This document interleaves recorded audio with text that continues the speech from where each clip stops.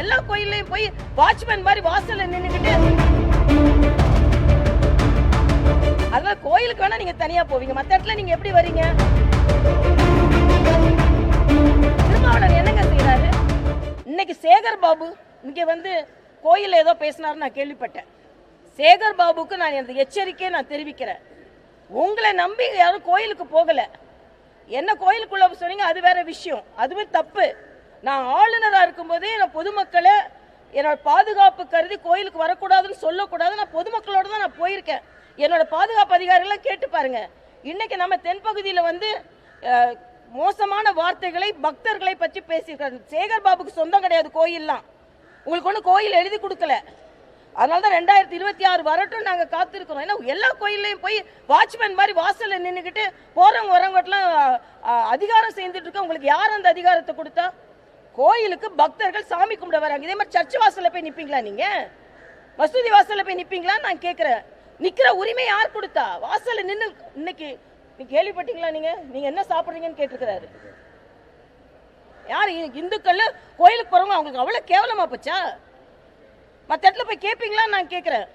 அப்போ அறநிலையத்துறை நீங்க வச்சிருக்கிறதுனால வர்ற இந்துக்கள் எல்லாம் உங்களுக்கு சொந்தமா? இது கடுமையான இது 2026 இதற்கான பதிலை நீங்கள் பார்க்கத்தான் போகிறீர்கள் சொல்றேன். என்ன மாதிரி ஒரு நான் வந்து அதிகாரத்தை என்னைக்குமே பயன்படுத்துறதில்ல. என் கட்சிக்காரங்க கூட எங்க மாவட்ட தலைவர் இப்ப தம்பி வர்றாருன்னா நான் கூட்டி விட்டுட்டு போக முடியுமா? நீங்க 50 பேர் 60 பேர் போவீங்க.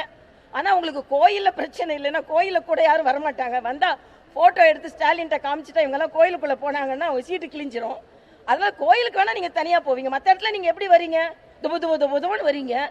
ஆக எங்களுக்கு நம்பிக்கை இருக்கு. என் மாவட்ட தலைவர் 4 பேர் கூட வந்தா தனியா போனா என்ன அர்த்தம்? இன்னைக்கு இந்த கோயில வந்து நீங்க ஏன் எப்படி பேச முடியும்? நீங்க இந்த கோயில் வாசல்ல நிக்கிற உரிமையை வாட்ச்மேன் மாதிரி இருக்கிற உரிமையை தமிழ் மக்கள் தான் கொடுத்துருக்காங்க. சர்ச் வாசல்ல போய் நிப்பீங்களா?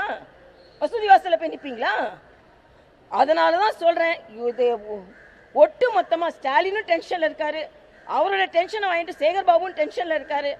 அதனால 2026 திருப்பரங்குன்றத்துல ஒரு ஜட்ஜு சொல்றாருங்க, நீங்க விளக்கேத்துங்கன்னு. உங்களுக்கு என்னங்க பிரச்சனை? அதே மாதிரிதான் இன்னைக்கு புது வருஷத்தன்னைக்கு திருச்செந்தூர்ல மக்கள் கூடி கூடி வந்து கும்பிட வந்திருக்காங்க. அவங்களுக்கு என்ன வசதி செஞ்சு கொடுத்தீங்க? அதனால இன்னைக்கு இதுக்காகவாவது 2026 ஒரு மாற்றம் ஏற்படும். அது தென்னகத்துல இருந்து அந்த மாற்றம் வரணும்னு நான் நினைக்கிறேன்.